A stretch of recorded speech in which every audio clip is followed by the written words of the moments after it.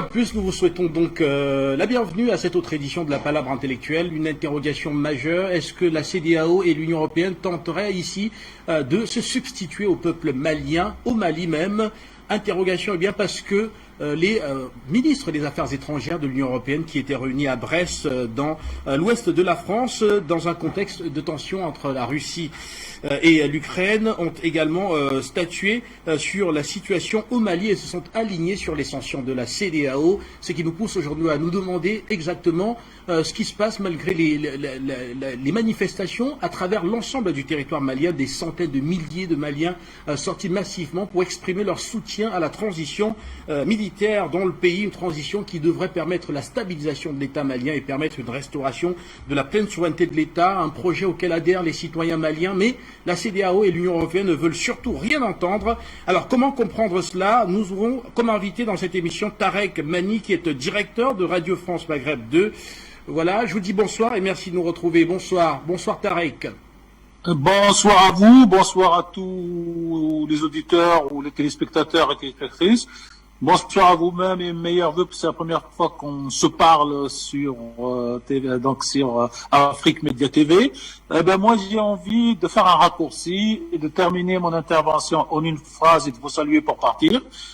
Je dirais rien de nouveau, rien à signaler.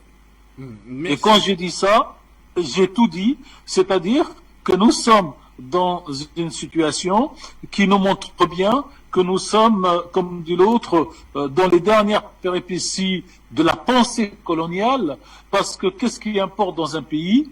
Est-ce que c'est le peuple de ce pays qui importe, qui décide son avenir, qui se bat, qui soutient ou qui attaque le gouvernement en place, ou est-ce que c'est des États étrangers qui ont surtout à plusieurs reprises des géométries variables, ils sont contre ce qui se passe en Ukraine, ils sont contre ce qui se passe au Mali, mais ils ne sont pas contre ce qui se passe dans telle ou telle autre région du monde, pour ne citer personne. Donc, pour moi, si je dis que circuler et rien à voir, c'est aux Maliens de décider de leur présent et de leur avenir. Voilà, justement, Tarek, ils ont été des centaines de milliers à se mobiliser à travers le pays pour exprimer leur volonté de voir cette transition en cours dans le pays se poursuivre jusqu'à son terme, avec les résultats bien sûr annoncés. Mais on a l'impression, et là je vous rejoins immédiatement, Luc Michel, je vous dis bonsoir. On a l'impression ici que le peuple malien est considéré comme un nain politique incapable de réflexion ou alors de prise de position, et qu'ici il y a comme un maître qui veut impérativement imposer une sorte de pensée qui doit être absolument assumée par ce peuple malien. Bonsoir Guy, bonsoir à Tarek, bonsoir à nos téléspectateurs. Il y a effectivement un maître qui veut décider, mais ce n'est pas ce qu'il paraît. Qu'est-ce qui est en train de s'exprimer ici? Ce sont les domestiques américains de Washington, la soi-disant Union dite européenne, et ce sont les domestiques africains de la CEDEAO. L'Union européenne, c'est un géant économique, mais c'est un nain géopolitique. Dans le traité de Maastricht, elle a abandonné la sécurité et la défense européenne aux mains de l'OTAN, c'est-à-dire d'une organisation dirigée par les États-Unis. Depuis, qu'est-ce que c'est l'Union européenne? Tout d'abord, c'est un projet géopolitique mordé qui ne débouchera jamais sur un grand État supranational. Mais secondement, c'est purement et simplement le bras politique de l'Union européenne. Les gens qui se disent Union européenne, en fait, c'est l'OTAN. L'OTAN qui applique des directives décidées à Washington. Il fallait lire il y a quelques jours le communiqué du State Department américain d'Anthony Blinken, qui dictait au Mali les conditions, justement, les conditions à la CEDEAO, les conditions de l'embargo et des sanctions contre le Mali. Ce sont des sanctions typiquement américaines, avec embargo, fermeture des frontières et sanctions économiques. C'est cela qu'il faut retenir.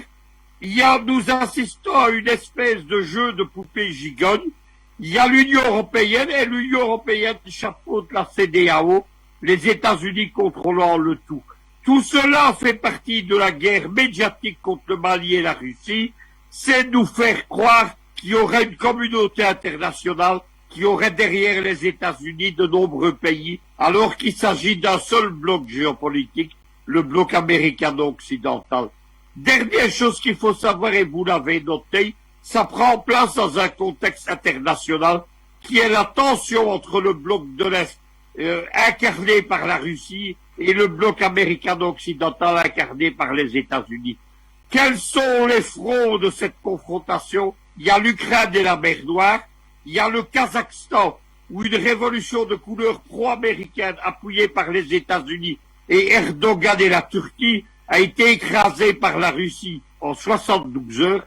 Il y a la Syrie, dans laquelle l'armée arabe syrienne, appuyée par l'armée russe, est en train d'essayer de reprendre les provinces du nord de la Syrie aux Américains et aux Turcs. Et enfin, il y a les États africains, Centrafrique, Mali, Mozambique, que l'on oublie toujours. Mais il y a une confrontation entre les paramilitaires russes et l'armée mozambicaine et les multinationales américaines. Et on l'oublie toujours parce qu'on parle beaucoup de Wagner. Il y a les firmes de mercenaires américaines et françaises déployées auprès d'elles. Donc il ne faut pas se laisser avoir. La Mali est soutenue par Alger, il est soutenu par Moscou, il est soutenu par Téhéran, clairement et nettement. La Russie a précisé qu'elle ne tolérerait pas une intervention militaire, puisque des bruits courent d'une intervention militaire sur le modèle de ce qui s'est fait en Gambie en 2018. Et bien entendu, au Conseil de sécurité, où la France a présenté une résolution pour appuyer les sanctions de la CEDEAO et de l'Union européenne, eh bien, la France a été éjectée. La Russie, appuyée par la Chine, ont fait jouer leur droit de veto. Il n'y aura pas de sanctions internationales contre le Mali. Le Mali, lui, ne se laisse pas faire. La population est dans la rue. Elle est unanime. J'ai dit que l'essai qui avait été mené, comme au rugby, en Centrafrique, qui vient d'être transformé par le Mali. Mais le Mali aussi prend des dispositions. Il envisage des poursuites judiciaires contre les pays, les chefs d'État et les hommes politiques qui ont participé à ces sanctions, je le répète, illégales. Le Mali envisage de réviser les accords militaires avec l'Union européenne et la France. Ces gens se sont assis, bien entendu. Les Maliens qui sont dans la rue, ils n'existent pas. Ils se moquent bien de la démocratie, des élections, etc. Ce qu'ils veulent, c'est écraser un gouvernement qui est pro-russe. Le ministre Borrell, d'ailleurs, s'est moqué des Maliens. Il a dit qu'il avait de la sécurité pour manifester et donc que la sécurité existait pour voter. Qu'est-ce qu'il faut encore retenir de toute cette affaire? C'est que ces gens, évidemment, ils méprisent le droit, ils méprisent tout ce qui prétend incarner. Le Mali est bien décidé à ne pas se laisser faire. Il a cette fois-ci des alliés puissants. Voilà, merci à vous Luc Michel. Tarek, je vous retrouve. On a vraiment l'impression ici là que la voix du peuple malien ne compte pas et que par tous les moyens l'Union européenne va penser en lieu et place des populations maliennes. Une condescendance d'ailleurs qui fait énormément parler sur la toile. On a eu de vives réactions d'Africains qui estiment que après la manifestation géante de vendredi dernier, normalement l'Union européenne et la CEDEAO devraient revoir leur copie s'ils disent agir dans l'intérêt de ce peuple malien. Alors, dans le complément de ce que vient de dire Luc Michel, j'aurais trois observations, j'allais dire presque complémentaires. Contrairement à ce qui s'est passé avec l'invasion américaine de l'Irak, période à laquelle il n'y avait pas les réseaux sociaux comme aujourd'hui, les réseaux sociaux qui ont pris, comme par hasard, leur essor, disons, en 2011, avec le fameux printemps arabe, qui en réalité ne se révèle être plutôt un hiver arabe, parce que les peuples, en tout cas les peuples arabes, avaient un niveau de vie supérieur à celui que les révolutions, entre guillemets, ont amené. Donc aujourd'hui, malheureusement, pour les puissances dites occidentales et ceux qui les relaient en Afrique, donc la CEDEAO, les peuples sont non seulement matures, ils l'ont toujours été, mais les peuples ont des moyens d'expression qu'ils n'avaient pas auparavant. Et donc, ces puissances feraient mieux d'écouter ce que les gens pensent sur place. Ils ont tous des ambassadeurs dans ce pays. Ils ont tous surtout des services de sécurité, des espèces de renseignements généraux, on les appelle ça en France, qui peuvent, en allant dans les cafés, dans les stades et dans la rue, recueillir le sentiment populaire pour savoir si ce sentiment est plutôt reparti dans la population ou si c'est une minorité qui est poussée par les dirigeants dans un sens ou dans l'autre.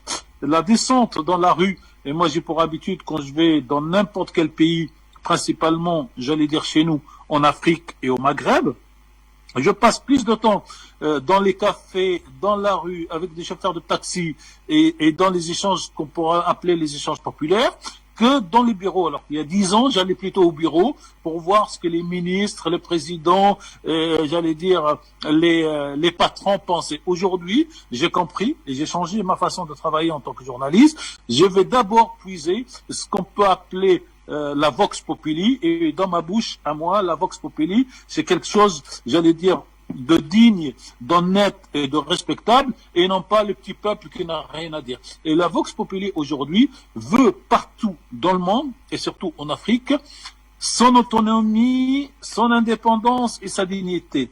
L'ère, c'est-à-dire la période où on recevait les ordres de l'extérieur et de l'étranger, est terminée dans la tête des gens, même quand ils n'ont pas les moyens politiques, économiques et autres de résister. Il n'y a qu'à voir donc que cette confrontation, en fait, elle est peut-être et sûrement même plus une réponse à la, comment dire, à la présence internationale de plus en plus affirmée de la Russie, qu'à la question africaine toute seule.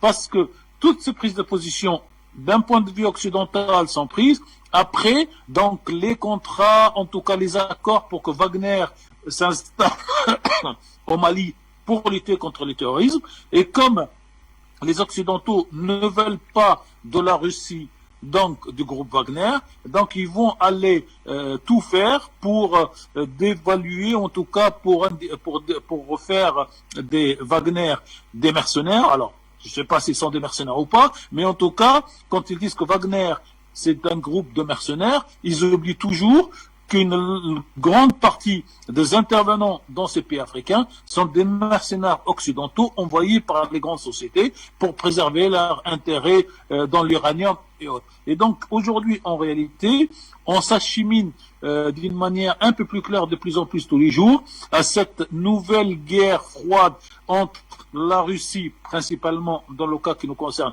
mais aussi avec les Chinois, contre les Américains, contre les Français et les Européens qui représentent dans cette partie du monde les Américains, et qui en réalité, c'est comme celui qui, dans un quartier, avait le monopole de quelque chose, on peut parler de gâteau, détenait la totalité du part de gâteau, et tout d'un coup, il y a d'autres qui viennent lui dire, monsieur, le gâteau, tout le gâteau pour vous, ça fait beaucoup, vous en avez assez pris, donc maintenant c'est notre tour.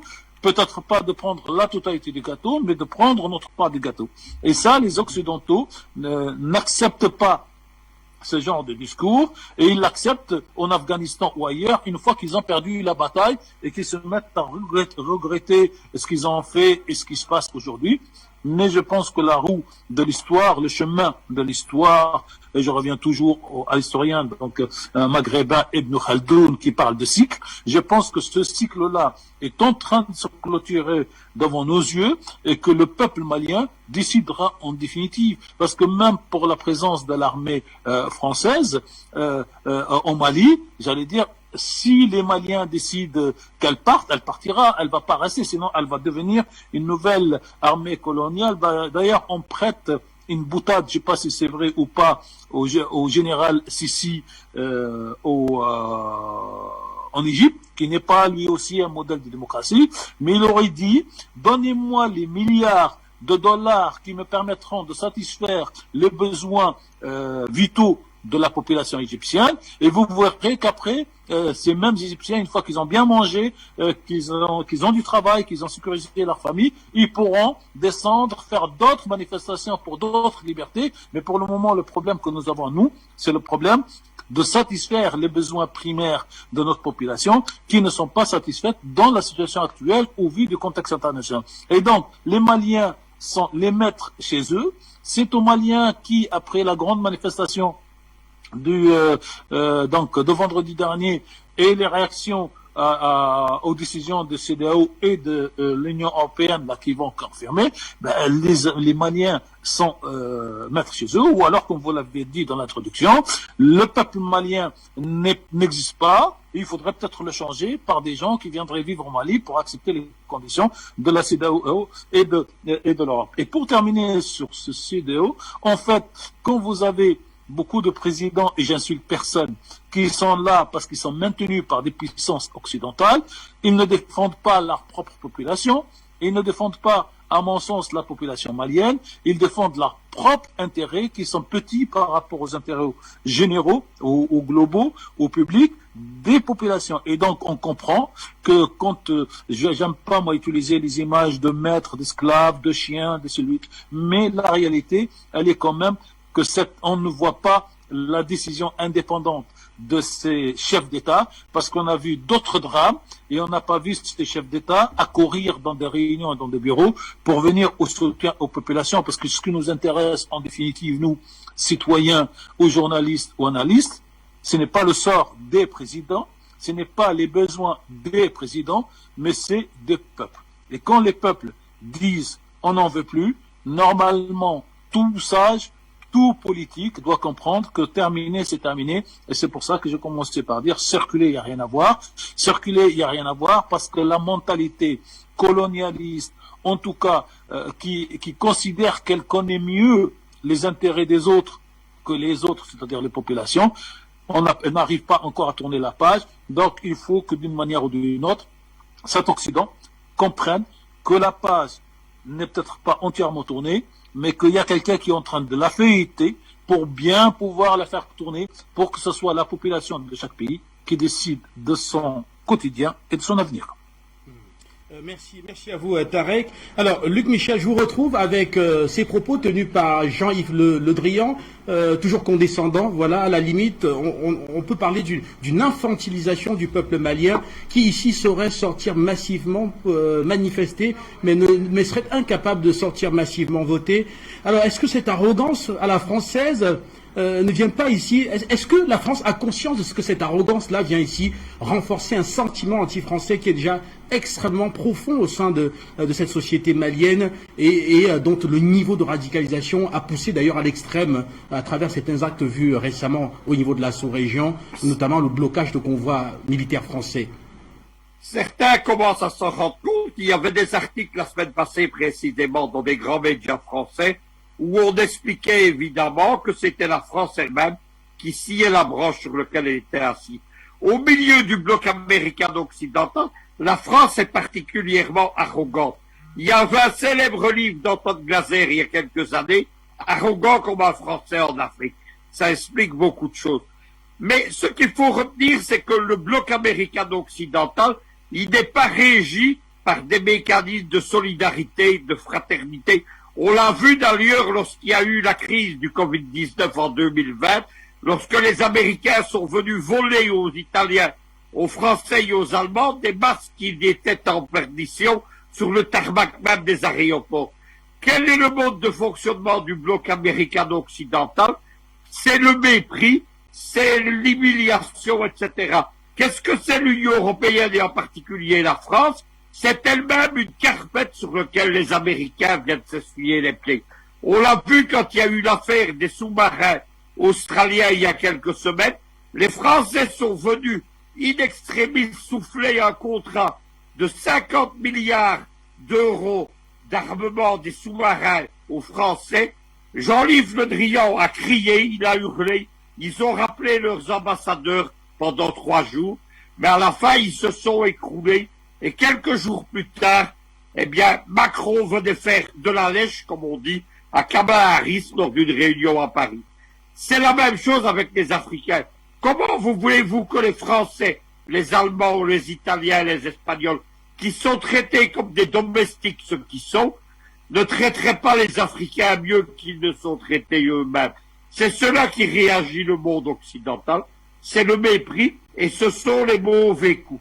Qu'est-ce que c'est le bloc américano-occidental?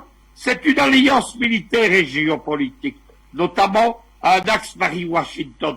Mais c'est aussi une mare au crocodile dans lequel on se dispute pour les contrats économiques.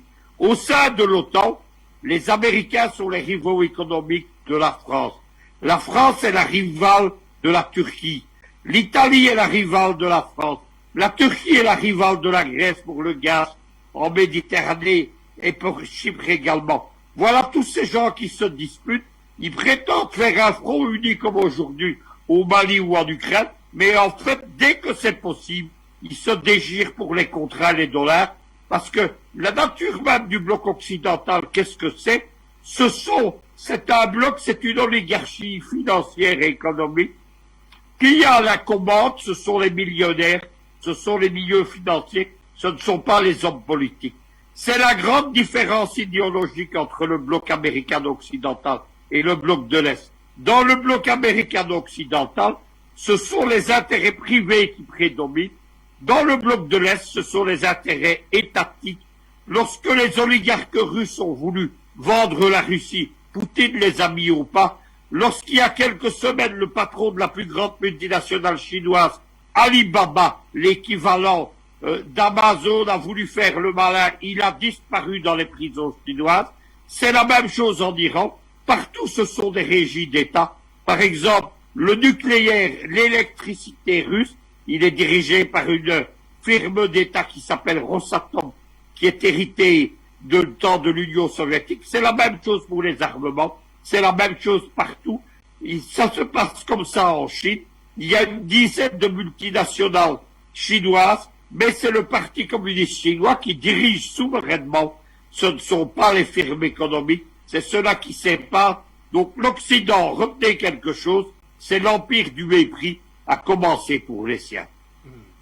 Et Luc Michel, est-ce que cette volonté manifeste d'humilier, de ridiculiser l'autre pour pouvoir le dominer par la suite, est-ce que cela aujourd'hui peut encore être considéré comme étant une arme, quelque chose qui fonctionne avec le réveil tous azimuts aujourd'hui des Africains? L'interrogation se pose.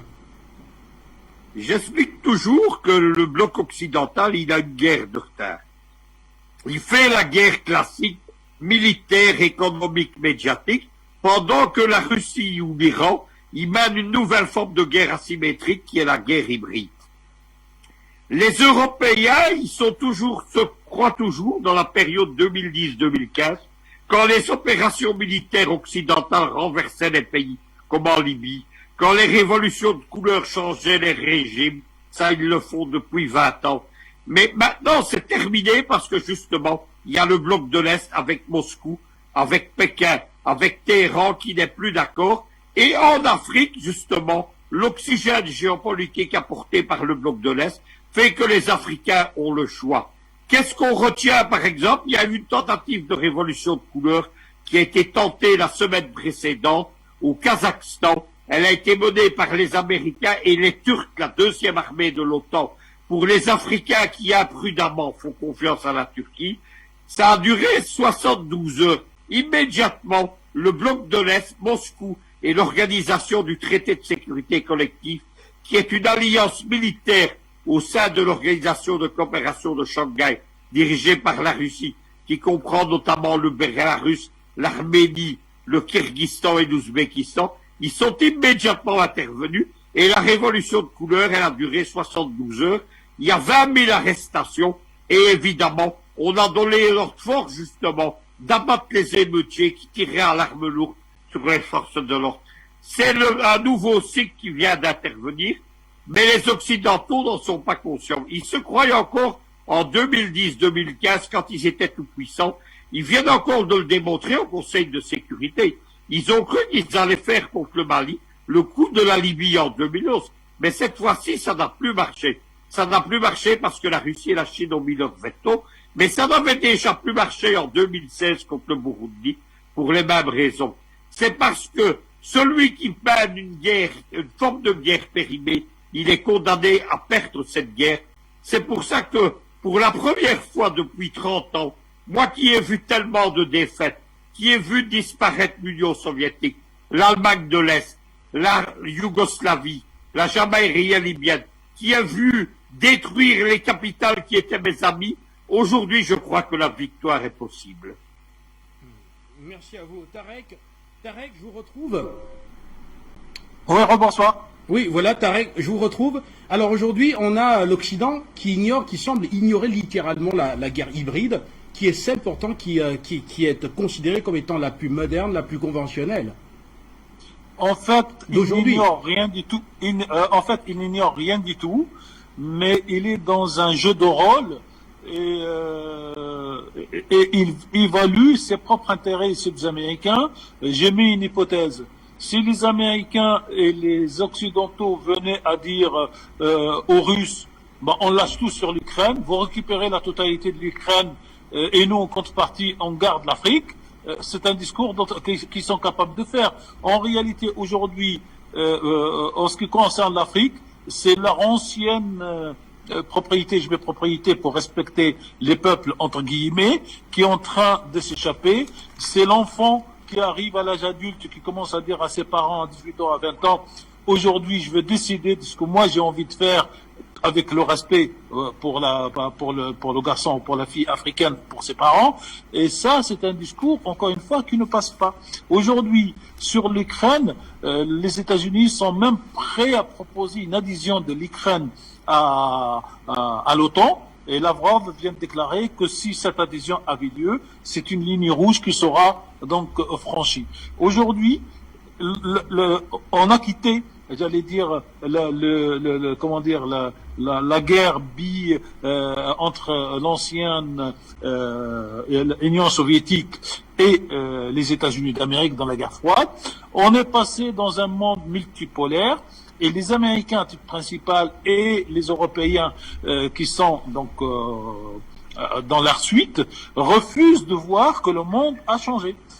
Aujourd'hui, les Occidentaux se battent entre eux pour des marchés comme l'Australie, comme cette histoire de sous-marins, mais ils sont ils mènent une guerre intrafamiliale pour leur propre intérêt dans leur propre région, mais ils sont solidaires ensemble contre les autres qui voudraient faire la même chose qu'eux, c'est-à-dire récupérer la souveraineté. La France aujourd'hui, malheureusement, depuis au moins la présidence de M. Sarkozy, n'a plus sa souveraineté, et puisque le général de Gaulle est sorti du commandement de l'OTAN, M. Sarkozy est revenu sans aucune contrepartie. Je rappelle juste, même si ça ne dit rien aujourd'hui à nos amis maliens, que Chirac a conditionné le retour de la France à l'OTAN en obtenant une partie du commandement général pour, en gros, la sphère méditerranéenne en Afrique. Sarkozy l'a donné gratuitement. Aujourd'hui, comme hier, l'Occident et les puissances et les empires ne comprennent que le langage de la force. C'est la loi, donc c'est comme dans la forêt, c'est le lion qui décide qui doit rester dans son entourage ou pas. Et aujourd'hui, la bonne nouvelle vraiment en ces débuts de 2022, même si elle s'était déjà écrite en 2021 de l'année dernière, c'est que les populations en général et la population malienne que je salue à travers votre télévision dit basta, stop, nous sommes assez grands, nous sommes assez adultes pour décider de ce que nous souhaitons pour notre pays. Et donc ce discours, à force d'être martelé avec les actes, avec le Premier ministre qui a été, donc, si j'ai bien compris, assisté à l'Assemblée, participé à l'Assemblée, à la manifestation, le message il est clair. Les présidents français, quand ils descendent dans une manifestation, c'est en général pour des actes contre telle ou telle communauté, principalement la communauté juive ou les actes terroristes de 2015, alors qu'on le voit au Mali, c'est le Premier ministre qui descend pour défendre sa souveraineté. On n'a pas vu en France, par exemple, une grande manifestation quand l'Australie a violé, a cassé, a trahi l'accord avec la France pour aller chercher les sous-marins américains. On aurait voulu, nous, peuple, moi je suis français, donc nous, citoyens français, on aurait voulu organiser une grande manifestation contre cette trahison économique, c'est quand même 50 milliards de dollars et une dizaine d'années de travail, et voir le président Macron descendre dans la rue avec sa population pour cette manifestation. Là, on ne le voit pas.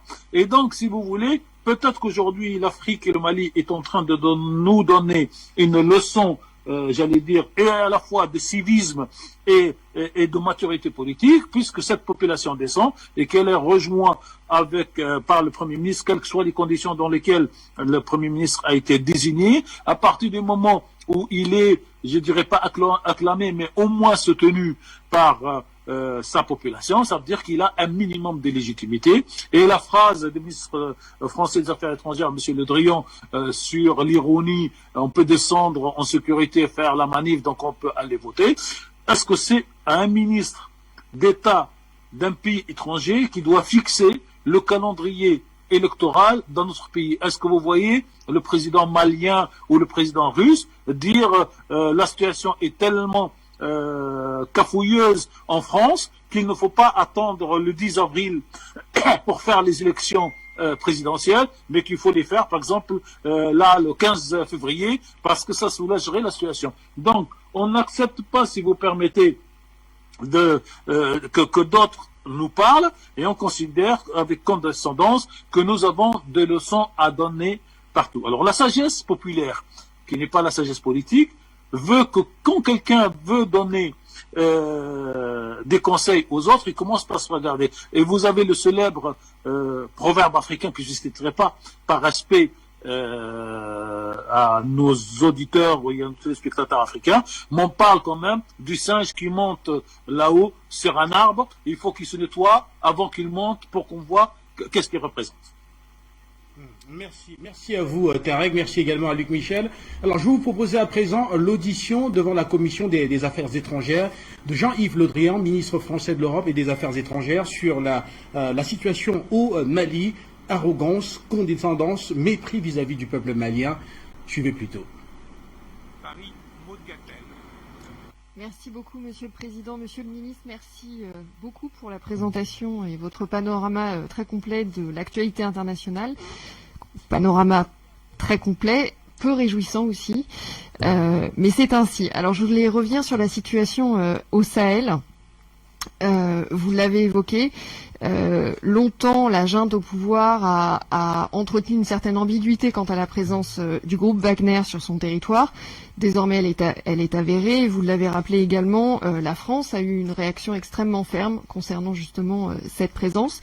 Pour autant, les récentes déclarations de Vladimir Poutine et de son ministre des Affaires étrangères témoignent de la volonté russe de s'investir davantage en Afrique.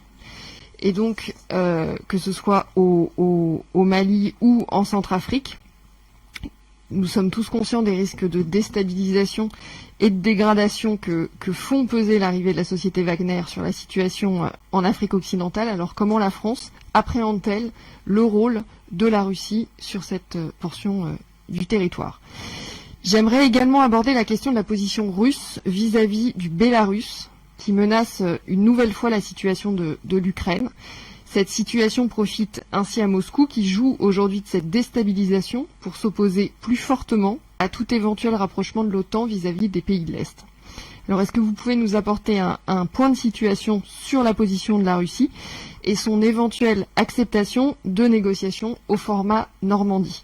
Puis je ne voudrais pas achever cette intervention sans évoquer deux sujets en lien avec la présidence française et qui ont évidemment un impact sur les défis géopolitiques que vous avez évoqués en introduction. D'abord la question du pacte asile et migration. Est-ce que vous voyez aujourd'hui une convergence des États membres sur cette question? Et puis la question évidemment financière, puisque les enjeux qui sont devant nous évidemment nécessitent que l'Union européenne se dote d'un budget à la hauteur. Le président Emmanuel Macron et le président du Conseil des ministres italien Mario Draghi ont appelé de leur vœu une possibilité pour l'Union européenne de disposer de marge de manœuvre pour réaliser les dépenses nécessaires à notre souveraineté. Est-ce que, monsieur le ministre, quelle suite vous imaginez que sera donnée à cette ambition franco-italienne sous présidence française? Je vous remercie.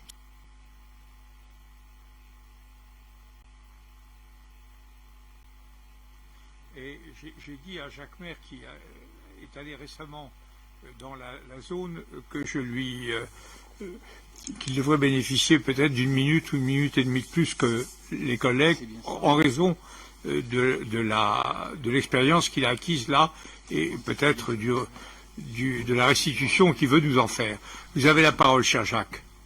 Oui, je vous remercie, Monsieur le Président, parce que je pense que la question que je souhaite poser concernant notre stratégie antiterroriste au Mali est quelque chose qui, probablement, en fin de mandat comme ça, en fin de mandat pour nous et en fin aussi de mandat pour le Président de la République, suppose un moment de recul, si je peux me permettre. Parce qu'en fait, on voit trois faits majeurs, que vous avez d'ailleurs en partie évoqués, notamment deux d'entre eux. Le premier, c'est bien sûr la prise en main par la CEDEAO d'une action dynamique et efficace contre les autorités, en fermant le robinet monétaire. On dit d'ailleurs que le Mali ne peut jouer que sur quelques semaines de trésorerie avant de se retrouver à sec. Donc là, il y a effectivement des capacités d'action qu'on n'avait pas auparavant. Le deuxième point, on l'a largement évoqué, mais je voudrais revenir dessus très rapidement, c'est la question effectivement de Wagner.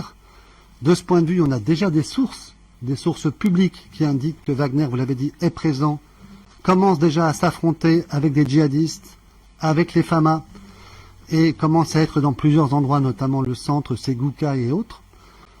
Et donc là-dessus, la question qui vous est posée, Monsieur le Ministre, c'est vraiment de se dire, par rapport à ce qu'ont été notre ligne rouge, quelle est votre analyse de la raison de la présence de Wagner et quel est le mandat de Wagner? Est-ce que Wagner est une garde prétorienne qui est là pour confirmer le régime et le protéger contre des actions internationales? Auquel cas c'est un problème politique? Ou est-ce que c'est une force antiterroriste ou se prétendant-elle? Auquel cas, quelle est la compatibilité avec l'action d'autres forces internationales? Et puis le dernier point que vous n'avez pas évoqué, et qui est un point plus délicat, et je comprendrais que vous ne répondiez pas en séance publique, concerne la question du rapport au groupe terroriste. Il y a d'un côté Daesh, qui effectivement est une structure nihiliste, qui n'a pas d'appui et d'ancrage local, qui est fait beaucoup d'acteurs qui viennent d'autres théâtres. Et puis il y a AQMI. AQMI et le JNIM, dont la France a assumé à plusieurs reprises qu'elle était sa principale cible. Et d'ailleurs, nous nous sommes félicités d'avoir, je cite, décapité le JNIM depuis quelques mois. Donc nous ne discutons pas avec le JNIM et avec AQMI, alors que dans le même temps, beaucoup d'acteurs gouvernementaux locaux sur place échangent avec le JNIM, que ce soit au Mali, au Niger ou au Burkina, comme j'ai pu m'en rendre compte il y a quelques jours. Pourtant, en 2021, le JNIM a fait 2 déclarations où il a indiqué pour la première fois que le territoire français ne faisait pas partie de ses cibles. Voilà, nous aurons une attitude de cette sortie de Jean-Yves Le Drian devant la Commission des Affaires étrangères de l'Union européenne un peu plus tard. Nous allons rester dans l'émission avec notamment les appels qui sont attendus. Vous aurez dans quelques minutes la possibilité de nous retrouver en direct pour nous dire ce que vous pensez de cette sortie de l'Union européenne, cet alignement après cette rencontre des ministres des Affaires étrangères de l'Union européenne sur les positions de la CEDEAO malgré les manifestations géantes constatées sur l'ensemble, observées sur l'ensemble du territoire malien. Voilà, vendredi dernier. Alors, on a eu tout à l'heure quelques analyses avec nos invités installés en multiplex qui, effectivement, arrivent à un constat d'une infantilisation du peuple malien.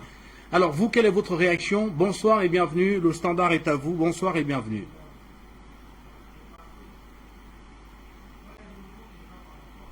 Bonsoir et bienvenue. Bonsoir.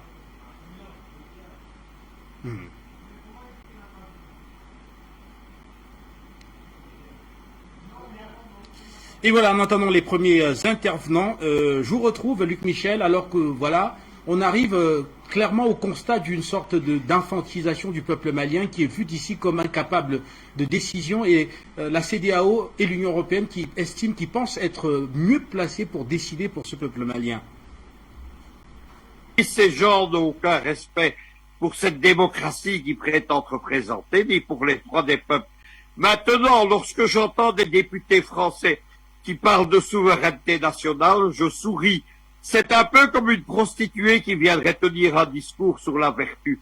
En fait, la musique et la chanson qu'ils sont en train de chanter, elles ont été écrites à Washington, à commencer par la propagande sur le soi-disant groupe Wagner.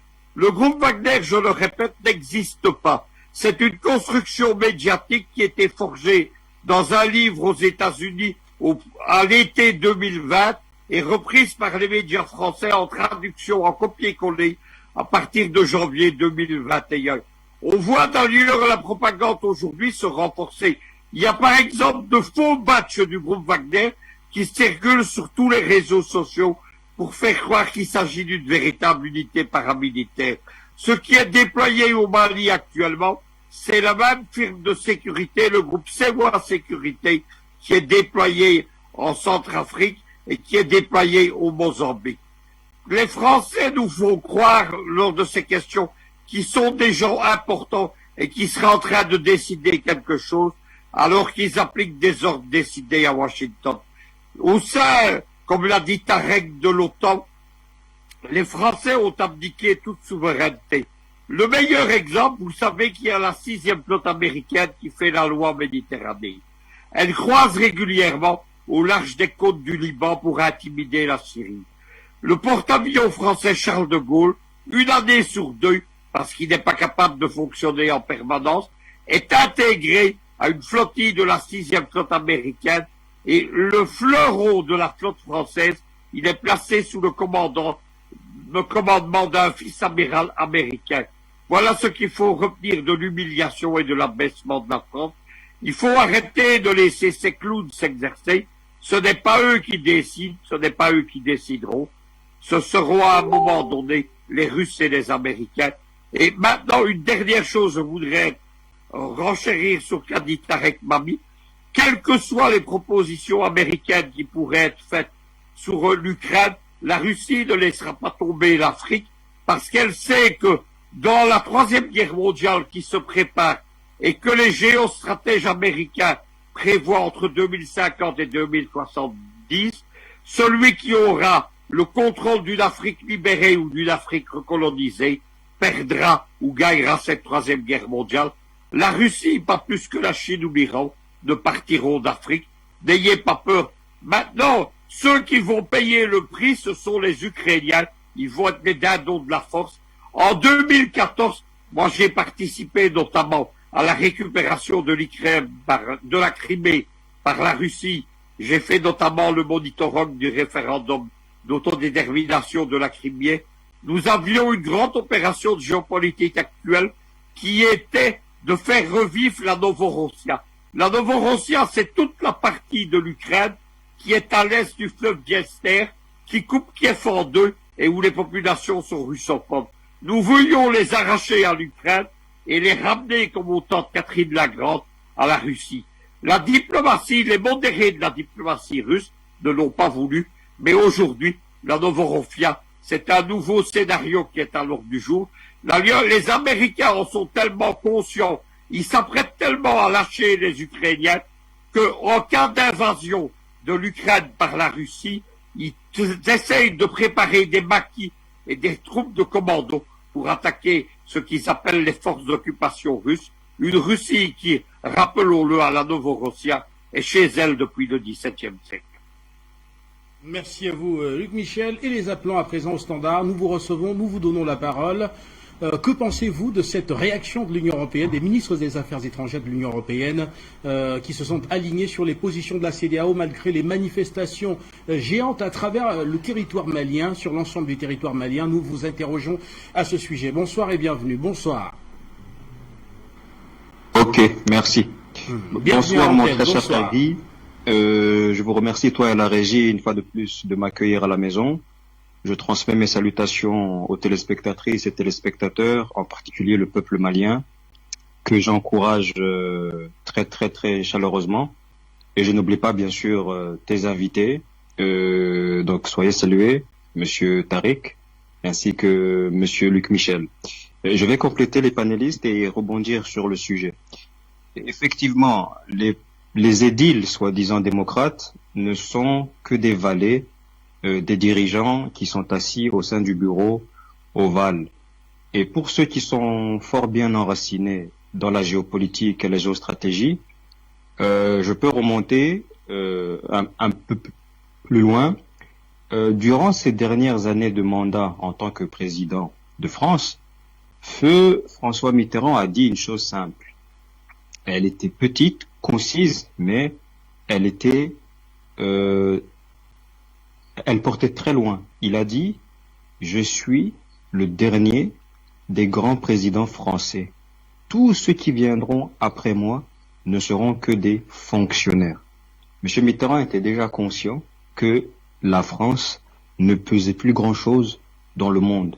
Mais là où il faut reconnaître la force des dirigeants français, et ils tirent cela bien sûr de l'un de leurs anciens grands rois de la maison Bourbon, Louis XIV, ils savent mettre les choses en scène. Donc l'illusion a été parfaite jusqu'à aujourd'hui, selon laquelle la France est un grand pays, ce qui n'est plus du tout le cas depuis Mitterrand, comme je viens de le démontrer et comme vos invités l'ont démontré avant moi. Ce qui m'amène, je vais être poli ce soir, je vais parler de valets et non de nègres de maison, aux valets de la CEDEAO. Eux, ils ont été pris à la fois psychologiquement, sentimentalement, dans cette illusion. Ils croient que la France est un grand pays, alors que c'est faux. L'un des autres aspects qui démontre la division qui existe au sein des gens soi-disant démocrates est que France 24 n'a eu d'autre choix hier, ou plutôt avant-hier, de publier le fait que la Suède a déjà planifié de partir de Takuba cette année. Dans le sillage de la Suède, il y a déjà l'Allemagne, l'Irlande et l'Estonie. Si vous enlevez ces pays qui sont parmi les pays, on va dire, qui ont du poids dans l'Union européenne depuis le Brexit, il va rester qui? Il va rester la France. Et comme nous venons de démontrer que la France n'a aucun poids, ça ne servira à rien du tout. Donc, au contraire, les Maliens ne doivent rien lâcher. Les voir récemment sur leur place de l'indépendance m'a fait chaud au cœur, parce que ça m'a rappelé comment nous les Burundais, nous nous sommes unis, nous nous sommes groupés autour de l'ex-président Nkurunziza. Et comme l'a rappelé justement Luc Michel, c'est comme ça que la Russie a été convaincue que nous étions prêts à nous sacrifier, à mourir s'il le fallait, de faim, mais dans la dignité. Parce qu'il n'y a rien pour un homme digne de ce nom, ou une femme, que de vivre comme un larbin. C'est vraiment la honte à tout point de vue. Pour ne pas monopoliser le micro, je sortirai en apportant mon soutien à notre grande dame de Bamako, notre sœur Amina Fofana. Elle a récemment publié sur sa page Facebook le fait qu'elle est recherchée pour être assassinée. Il fallait s'y attendre. Mais pour autant, elle doit rester dans le combat et j'appelle ses compatriotes à la soutenir, ainsi que la diaspora malienne qui malheureusement est toujours un peu trop silencieuse à mon goût. Il faudrait qu'elle aussi se manifeste. Nous l'attendons ici sur les ondes d'Afrique Média et partout où elle vit, notamment en France. Il faut qu'elle aussi se fasse entendre, comme les Burundais se sont fait attendre avant, de même les Algériens, les Éthiopiens plus récemment. Donc voilà mon cher Guy, je vous rends le micro, Afrique Média, le monde c'est nous. Merci à vous Delphin, nous vous souhaitons une excellente soirée à Bujumbura, au Burundi. On va poursuivre avec d'autres intervenants, vous nous retrouvez. Alors comment comprendre cet alignement des ministres des Affaires étrangères de l'Union européenne sur les sanctions de la CEDEAO, ces ministres d'ailleurs, enfin l'organisation européenne qui annonce d'ailleurs des sanctions futures contre les autorités de la transition malienne, de nouvelles sanctions bien évidemment. Alors que pensez? Nous vous interrogeons sur la question, autour de la question. Bonsoir et bienvenue.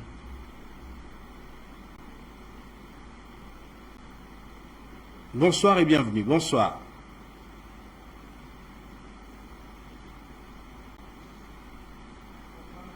Bonsoir et bienvenue. Bonsoir.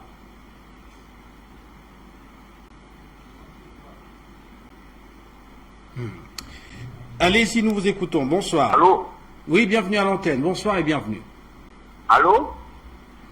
Allez-y, nous vous écoutons. Bonsoir et bienvenue. C'est M. Kofi depuis la Côte d'Ivoire. Bienvenue à vous, M. Kofi. Bonsoir. Bonsoir, M. Kofi. C'est M. Kofi depuis la Côte d'Ivoire. Je salue Luc Michel.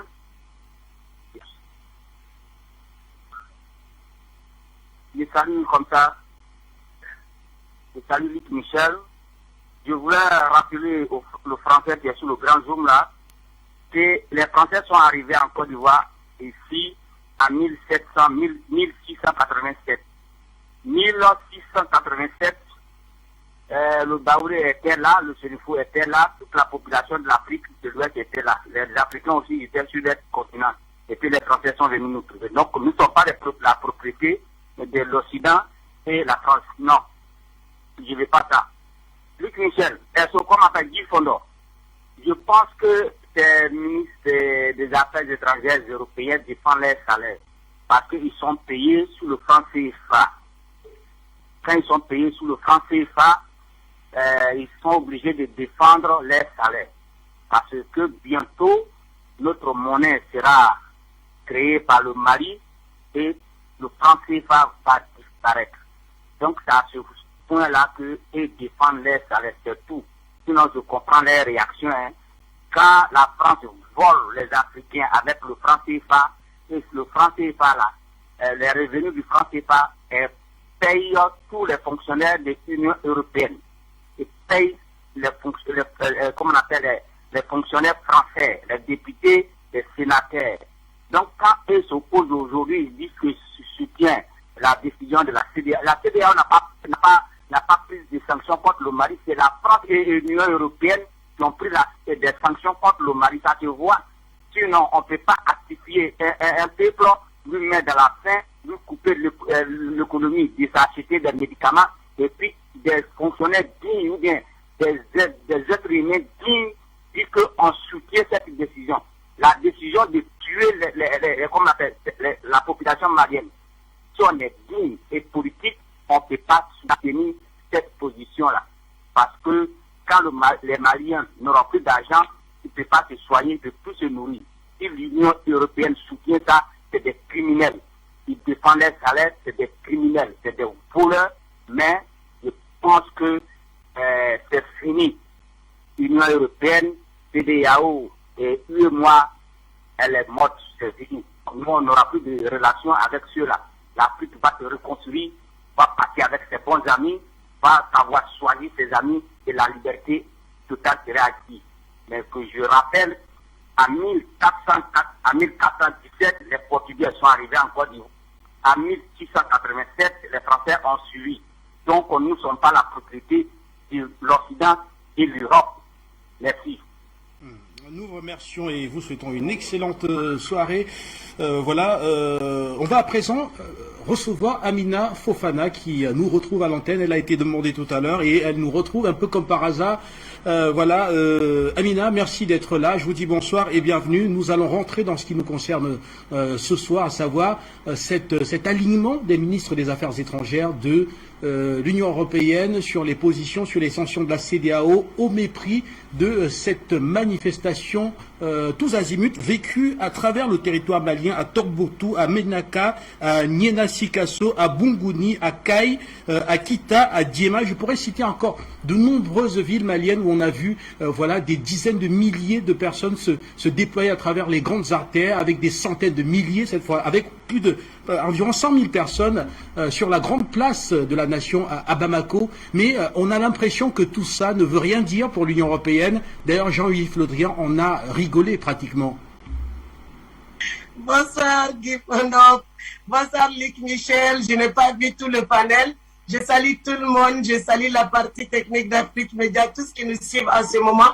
Et quand je montais, j'entendais Monsieur Delphin.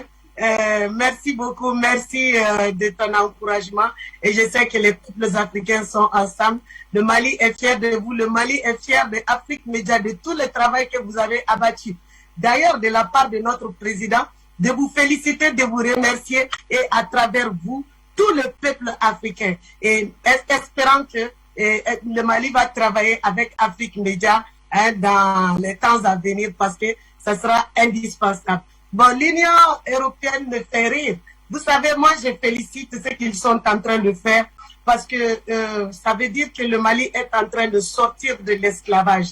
On ne peut pas, quand le système, ça fonctionne avec ces gens-là, lorsque le président est esclave. Donc, quand le président n'est pas esclave, eux, ils ne peuvent pas tourner avec. Donc, c'est vraiment chapeau bas à l'Union européenne. Et d'ailleurs, quand on dit l'Union européenne, je ne suis pas sûr que ce soit toute l'Union européenne parce que la France est isolée.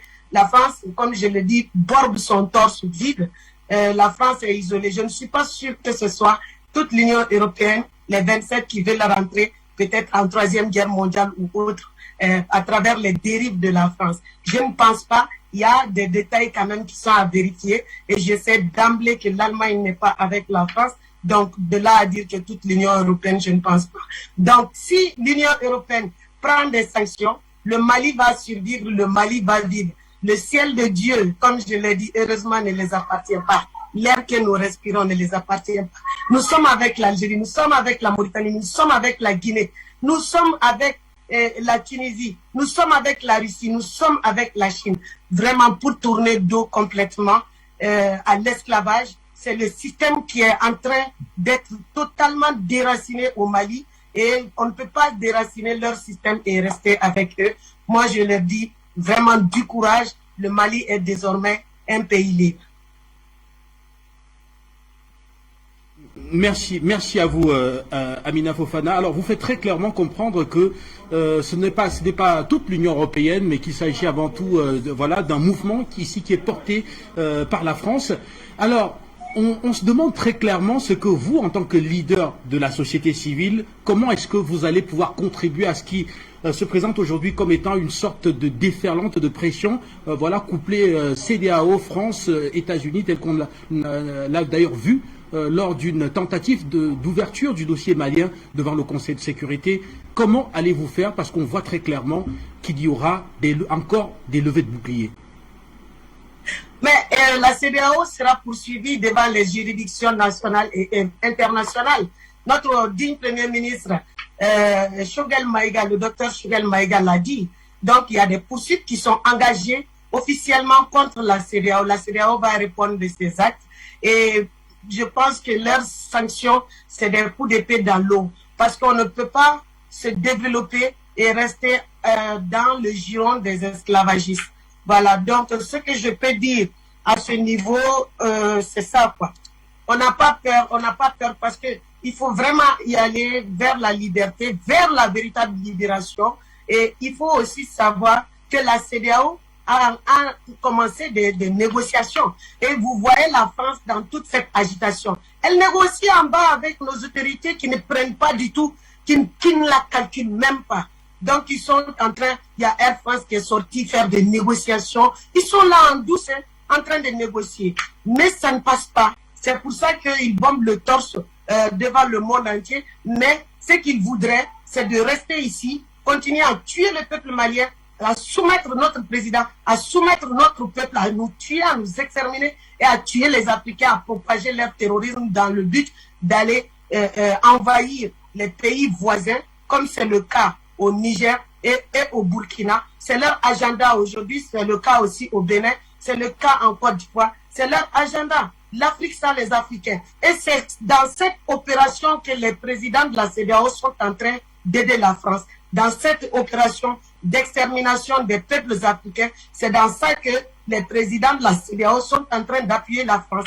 Donc la CEDEAO sera attaquée et il y a une batterie d'avocats déjà. Parce que les sanctions, ce qu'ils appellent sanctions extra, ça dit ça n'existe nulle part dans la charte de l'UEMOA, dans les règlements et la charte de la CEDEAO. Ça n'existe pas. C'est juste une soumission volontaire à la France et une envie, une haine et un acharnement contre le peuple malien. Et le peuple malien, qui est sorti par millions, a décidé de soutenir sa transition, de soutenir son digne président patriote Assimi Goïta et tous les membres de la transition, du gouvernement et du CNT.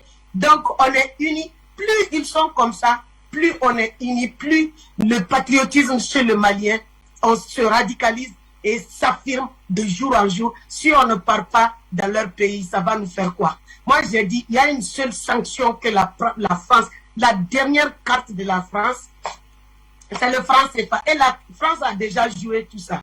La France a fermé, a suspendu à travers la CEDEAO, a suspendu le Mali de la mais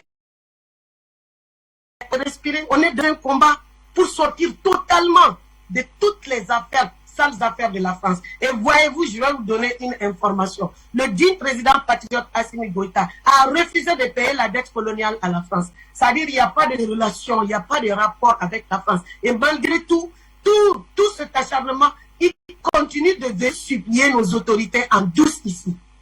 Et la CEDEAO aussi. dit que la porte est maintenant ouverte au dialogue. La CEDEAO, elle ne peut rien quand le peuple tient son gouvernement. La CEDEAO n'est pas légitime. La CEDEAO ne nous représente pas. La CEDEAO est une organisation terroriste. La CEDEAO n'a pas le culot de s'attaquer au Mali aujourd'hui grâce à l'aide de la Russie et de l'Algérie et de tous les partenaires du Mali.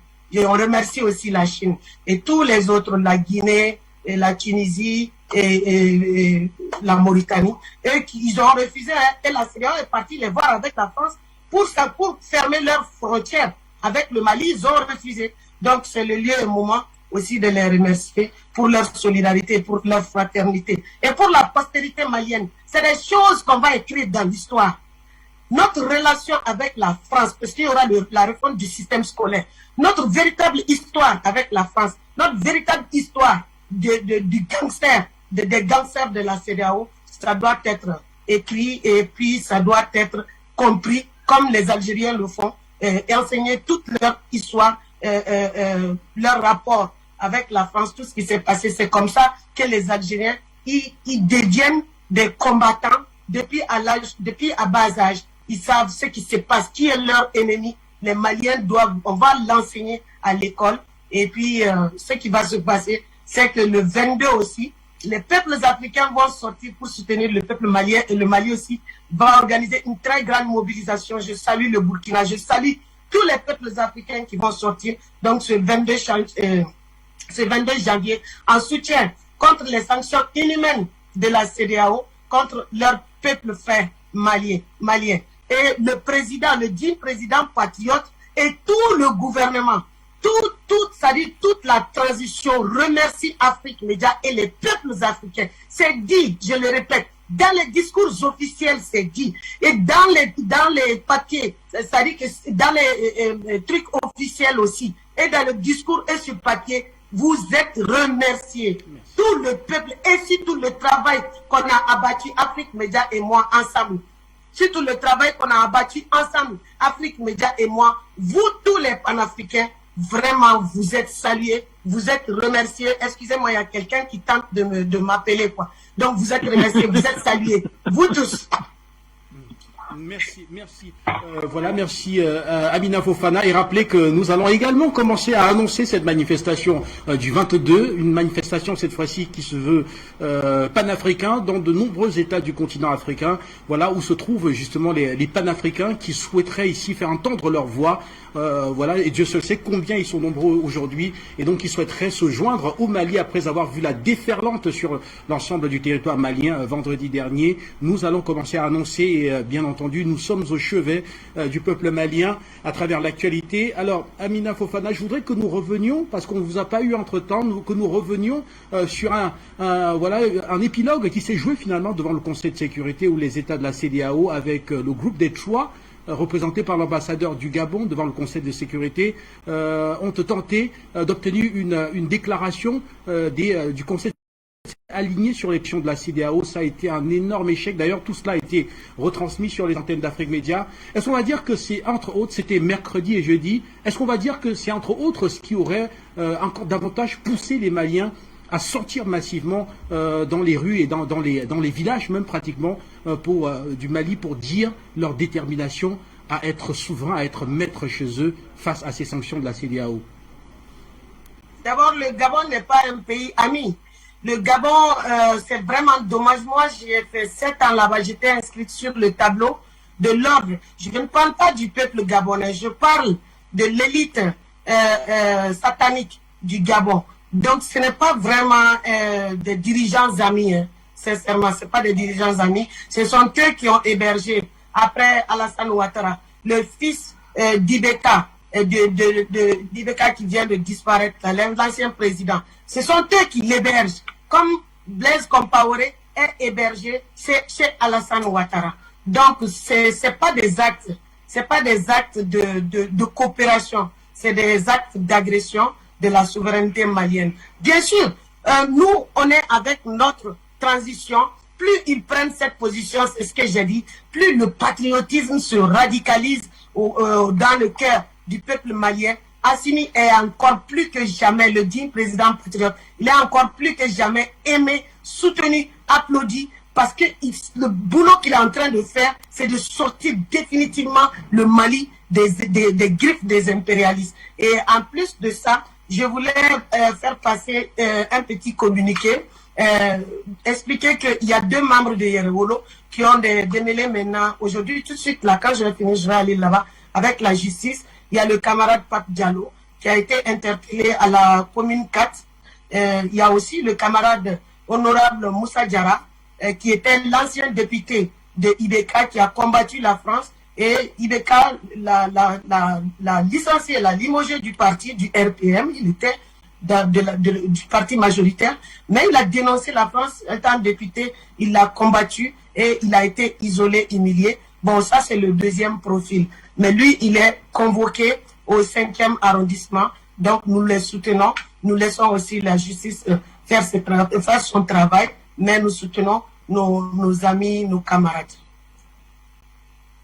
Merci à vous, Amina Fofana. Et donc là, maintenant, on va rentrer en plein dans cette mobilisation annoncée donc à travers de nombreux pays du continent africain. C'est le 22, c'est-à-dire à peu près dans 4 jours, très exactement, les Africains vont être donc appelés à se manifester massivement en soutien au peuple malien qui, on le voit très clairement, subit les affres justement de ce néocolonialisme malheureusement qui reste encore d'actualité dans le continent, et donc le Mali aujourd'hui est devenu l'épilogue. Oui, le monde est divisé en 2, il y a longtemps, Guy. Le monde est divisé en 2. C'est l'Afrique qui n'avait pas encore choisi son camp. Toute cette agitation, c'est parce que personne ne veut perdre l'Afrique. Mais l'Afrique ne les appartient pas. Quand j'entends l'indignation, je suis indigné quand j'entends des sénateurs français, des députés français qui disent à Florence Parly, qui la supplie de ne pas partir du Mali, que l'Afrique c'est leur avenir, le Sahel c'est leur avenir, il ne faut pas partir du Mali. Mais ils sont en train de comprendre que finalement, leur avenir ce n'est pas ici. Et la France n'a même pas le droit de faire atterrir son avion ici, plus ses amis de la CEDEAO là. 72 heures avant, même ses amis de la CEDEAO, l'espace aérien du Mali leur est fermé. Mais la France profite avec Air France. Donc 72 heures à l'avance, si la France n'a pas contacté notre gouvernement, son avion ne descendra pas ici. Donc elle a été victime de sa propre méchanceté. Elle est venue négocier avec nos autorités pour aller descendre d'abord à Nouakchott, après venir ici, parce que ça ne marche plus de passer par la Côte d'Ivoire, passer par les autres pays de la CEDEAO pour venir ici au Mali, ça ne marche plus. Donc la France est dans de pots draps. La France est embêtée jusqu'au cou. Lors de la manifestation, je salue le camarade Ben là qui passe. Je salue le camarade Ben qui passe à la télé. Lors de la manifestation, notre Premier ministre a dit quelque chose de très important, mais en bambara que je vais traduire ici. Il a dit, les dirigeants maliens n'ont peur que de 2 choses. Sûrement, il l'a dit en français, n'ont peur que de 2 choses dans la vie. Ils ont peur, primo, de Dieu, et secondo, ils ont peur de leur peuple. Donc, les millions de personnes, parce que c'est une manière de saboter les gens que la France dit des milliers, ou bien ils disent quelques dizaines de milliers. Non, ce sont des millions, c'est des millions de Maliens qui sont sortis pour soutenir Assimi, pour soutenir la transition. Cela veut dire quoi? Que si même on devait aller aux élections, si Assimi est candidat, il l'emporte haut les mains, ça saute aux yeux. Et ce qui fait mal aux impérialistes, c'est de voir qu'un peuple et son gouvernement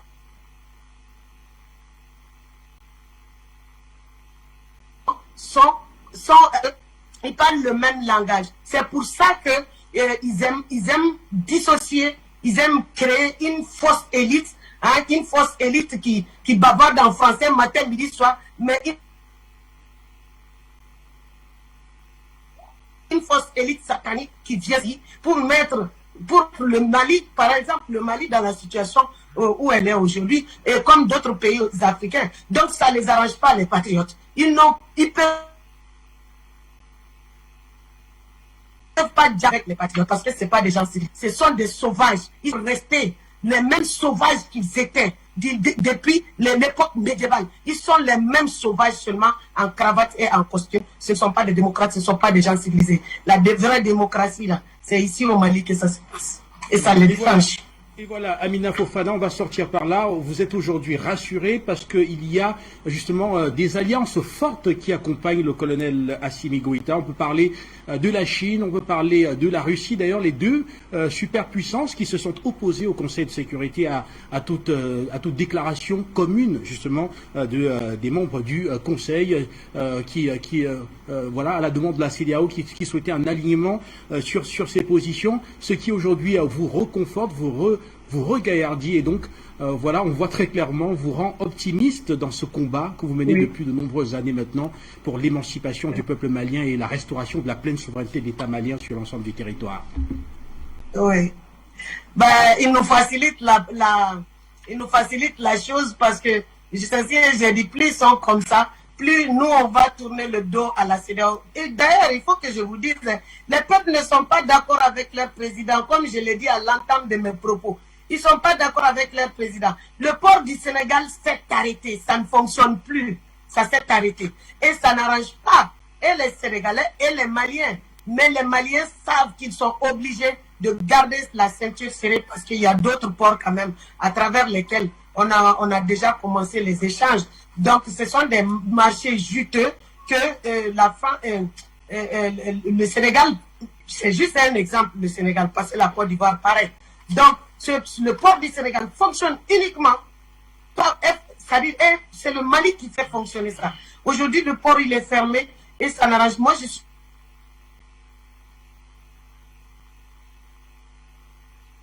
désolé, mes frères sénégalais, entre le Mali et pas seulement le Sénégal, il faut que ça cesse, quoi, définitivement, jusqu'à ce que des dignes présidents puissent viennent au pouvoir et normalisent les choses, donnent à l'Afrique sa splendeur, sa grandeur et tout son sens, comme le digne président patriote Assimi Goïta, et il n'est pas le seul. Je salue le digne président patriote Paul Biya, et je salue le digne président patriote de la Guinée, comment il s'appelle, de la Centrafrique, Faustin Archange Touadéra. Les hommes forts sont en train de venir. L'Afrique va changer, que ça plaise à ces cruels ou pas. L'Afrique va changer parce que dorénavant, ils n'ont plus d'avenir ici. L'avenir du Mali, c'est pour les Maliens. L'avenir des Africains, c'est pour les Africains. Donc, les deux alliés, les deux grands alliés forts, c'est pas négligeable, de la Russie et la Chine qui sont en train de bloquer toutes les résolutions des vagabonds réunis, la cabale réunis contre le Mali. Donc, ça ne passera pas. La France ne représente plus le Mali au Conseil des Nations Unies. La France ne parlera plus en notre nom. C'est pour ça que la France est partie manipuler une petite là pour aller parler contre le Mali. De toute façon, moi je pense que la Russie et la Chine sont des alliés très puissants et sont des alliés très sûrs. Le monde est divisé en deux et l'Afrique, le peuple africain aussi est en train de faire son choix. Aujourd'hui, le Mali a fait son choix, la Centrafrique a fait son choix et le reste, ça va suivre. Parce que pour sortir, même pour pacifier le monde, il faut sortir des violences de l'Occident maquillées en démocratie, des démocraties armées, des démocraties terroristes qui soutiennent, des démocraties qui n'ont pas, ça dit que c'est pas de la démocratie, c'est de la barbarie, de la sauvagerie. Donc vraiment, nous les félicitons et le Gabon maintenant vous allez voir, les Africains vont voir tous les pays pourris, de tous les dirigeants pourris de l'Afrique, et c'est pour ça que les peuples doivent sortir le 22. On sort pour soutenir le Mali, mais on sort pour protester contre la décision qu'ils ont prise contre le Mali, parce qu'avec la France, c'est tour à tour. Hein. La France n'épargnera personne avec son terrorisme, à moins d'aller en partenariat gagnant-gagnant, en partenariat sincère avec la Russie, la Chine. Et Dieu merci, il y a beaucoup de ralliements côté malien qui ne fléchissent pas. C'est une très bonne nouvelle. Le Mali va sortir totalement de l'esclavage français et occidental. Merci à vous, Amina Fofana. Il y a également l'Iran, voilà, et il y a surtout la Chine qui s'assume pleinement aujourd'hui, et donc la Chine qui est pour une non-ingérence dans les affaires internes du Mali. Son ambassadeur au Conseil de sécurité l'a clairement fait entendre en disant qu'il revenait aux Maliens d'être maîtres chez eux et donc de pouvoir restaurer la pleine souveraineté de l'État malien. Voilà, Amina Fofana, nous vous souhaitons une excellente soirée à Bamako. On va donner une petite minute à nos deux invités en multiplex, à savoir Tarek et Luc Michel. Mais je vous souhaite une excellente soirée avant de les retrouver. Merci. Merci. Alors, je commence par vous, Luc Michel. Alors, en une petite minute, on vient de suivre Amina Fofana, qui est, voilà, avec le mouvement Yerewolo au cœur de la mobilisation gigantesque dont on parlait, celle qui a eu lieu vendredi dernier et qui aujourd'hui pousse la CEDEAO à revoir ses positions et qui a montré aussi, voilà, cette alliance solide entre les peuples maliens, entre le Mali et les superpuissances que sont la Chine et la Russie. Finalement, il n'y a rien à voir, comme disait Tarek, il faut circuler, on dirait. Non, il y a beaucoup à voir, mais avant, je veux saluer mon amie Amina Fofana. Elle explique et elle représente tout ce que les femmes sont aujourd'hui dans le combat de libération de l'Afrique. Elle a dit quelque chose d'important. Elle a dit, l'Afrique a choisi son camp. Il y a deux camps dans le monde. Il y a le camp du monde unipolaire du bloc américano-occidental, qui est le camp de l'impérialisme, du néocolonialisme et de l'exploitation. Et il y a le camp du bloc de l'Est qui appelle l'Afrique à le rejoindre. J'ai entendu sur des plateaux de télévision, notamment ceux d'Afrique Média, à plusieurs reprises ces dernières semaines, des panélistes qui viennent nous dire qu'il faut se méfier de la Russie, des panélistes qui viennent nous dire que la Russie serait un État colonialiste comme la France et mettre un signe égal entre les deux. Elle vient exactement, Amina Fofana, de réfuter cet argument. L'Afrique a choisi son camp, c'est celui de l'indépendance. On nous a volé les indépendances en 1960. 2021, c'est l'entrée dans le monde des véritables indépendances africaines. Tarek, Mami, je vous retrouve pour sortir de cette édition. Eh bien, l'Afrique qui a choisi son camp et le Mali après la Centrafrique, le Mali qui est, voilà, l'épilogue de ce repositionnement de l'Afrique dans le concert des nations à travers la Chine, la Russie et toutes les autres nations qui sont alignées complètement à l'opposé du bloc occidental.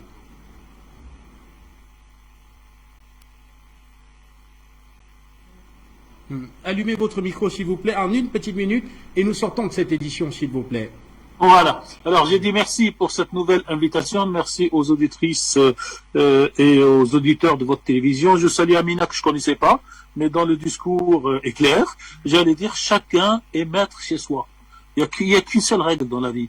Moi, je ne veux pas que mon voisin d'immeuble ou de quartier vient me dire comment je me comporte avec ma femme ou mes enfants, ou pour les femmes avec leurs époux et leurs enfants, sauf si je faisais quelque chose que la morale et l'éthique rejettent. En dehors de ça, chacun est maître chez soi. Et donc aujourd'hui, c'est aux Maliens de donner l'exemple, c'est aux Maliens de rester sur leur ligne de vendredi dernier, c'est aux Maliens de dire à la France je t'aime ou je t'aime pas, c'est aux Maliens de dire à la Russie ou à la Chine ou à l'Iran, je t'aime ou je t'aime pas, et c'est aux Maliens de décider avec qui travailler, notamment avec l'Algérie qui est juste de l'autre côté de la frontière, et qui ont donc des rapports historiques, et donc il revient à chaque peuple de décider de son avenir. D'ailleurs, la grande résolution de l'ONU de 1960 a créé une conception qui s'appelle le droit des peuples à disposer d'eux-mêmes. Donc est-ce qu'on peut aujourd'hui, en 2022, venir dire aux Maliens, vous, peuple malien, vous n'avez pas ce droit international de disposer de vous-même, là qu'ils disposent d'eux-mêmes, et s'ils réussissent, c'est tant mieux pour eux, s'ils ne réussissent pas, c'est tant pis pour eux, mais c'est leur décision. Merci. Merci également à Amina Fofana qui nous a rejoint dans l'émission. Merci à Luc Michel. Merci aux téléspectateurs de la télévision panafricaine et les Africains également qui sont appelés à rejoindre le peuple malien. Voilà, ce sera le 22, c'est-à-dire dans 4 jours très exactement, mobilisation à travers le continent en soutien au peuple malien aujourd'hui qui se bat pour la restauration de la pleine souveraineté de l'État sur l'ensemble du territoire à travers l'éradication des groupes terroristes. Je vous souhaite une excellente soirée à toutes et à tous en vous rappelant que le journal africain est à suivre dans environ 8 minutes maintenant avec Junior Wafo.